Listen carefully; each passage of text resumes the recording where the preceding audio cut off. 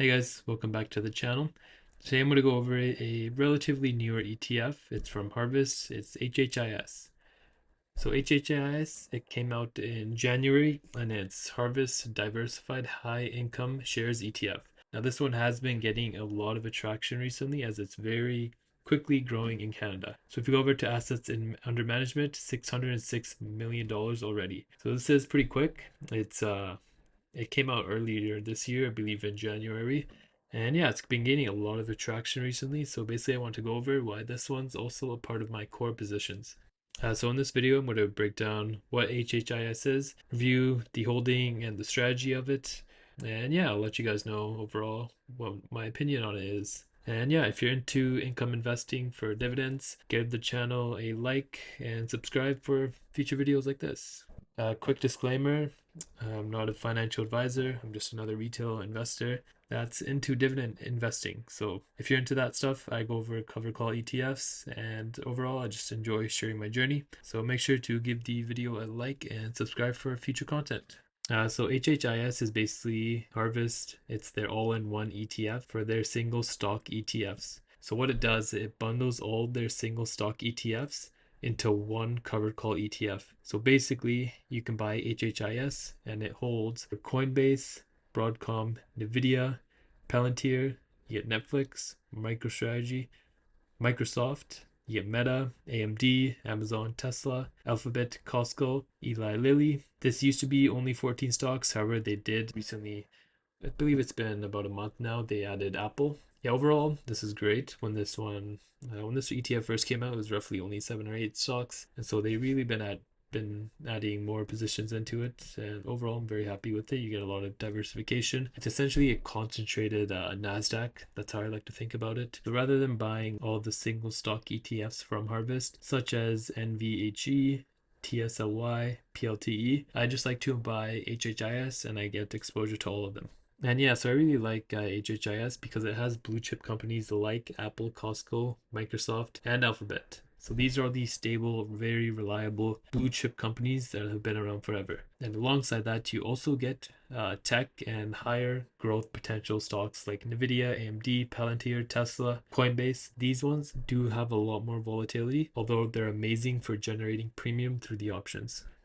So this balance of blue chip companies and the higher volatility companies like Nvidia, Palantir allows it to make a lot of options premium, and you also capture growth on the portion that's not covered by options. So overall, you get a great blend here. I really like how they mix the two because the tech stocks in this drive the income from the options premium. And the blue chips, they add stability to HHIS. With HHIS, they do calls on up to 50% of the portfolio. So this does limit some of the growth. However, the other half does remain uncapped. So there's no calls being written on the other half. You have to remember this one is also 25% leverage, so it does make up for it. So you do get more of that upside, but you also do get more of that downside. Distribution for this one is 25 cents per month. The monthly distribution is 25 cents, and so far it has been paying this every single month since inception. So it never reduced it. Even in April, when we saw that big correction there, it still paid out 25 cents. Harvest does, on the advantages, it does state that it's tax efficient. So I'm guessing this is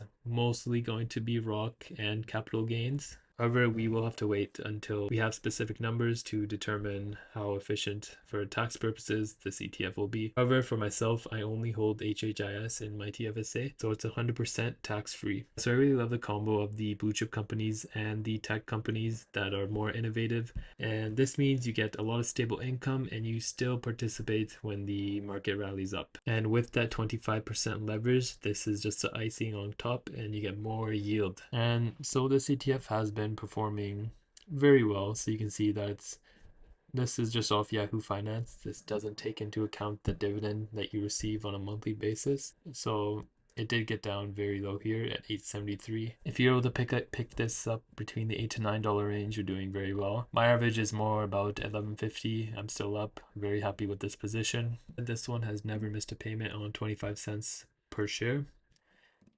Sorry, per month per share. So if you picked it up, let's say, let's go 25 cents times 12.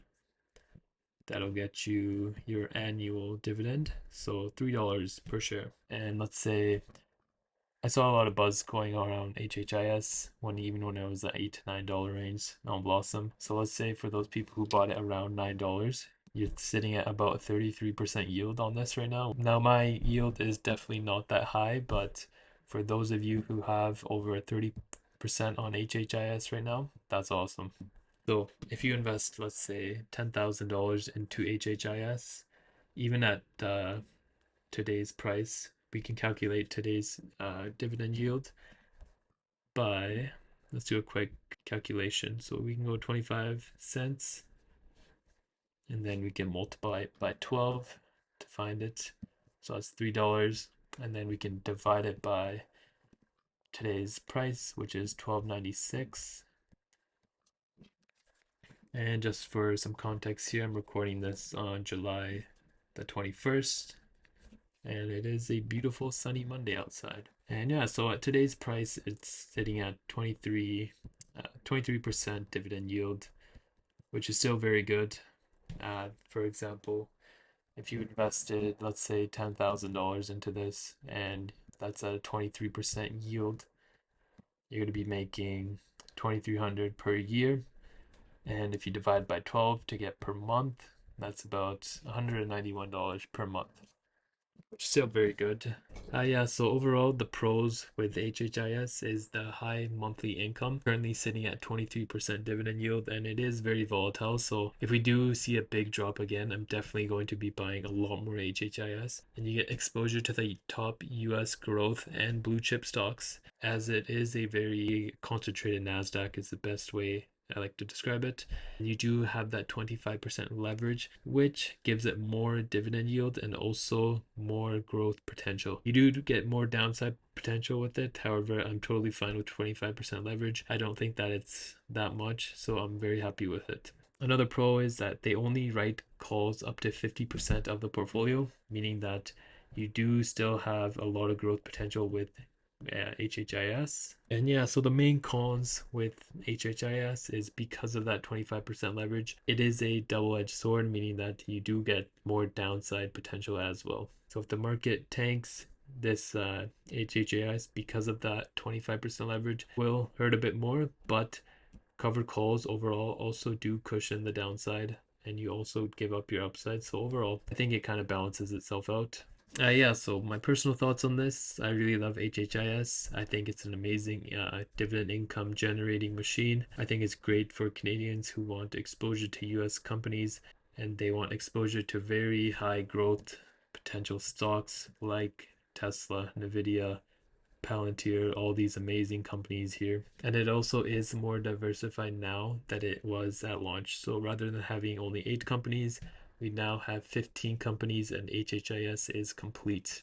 So some more information I want to go over here is HHIS, it is not currency hedged, and the breakdown can be seen here. So Coinbase making up the largest position is 8.5% of the portfolio. Broadcom makes up 8.4%. Nvidia makes up 8%. Palantir makes up 7.6%. Netflix makes up 7.5%. Microsoft makes up 7.5%. MicroStrategy makes up 7%.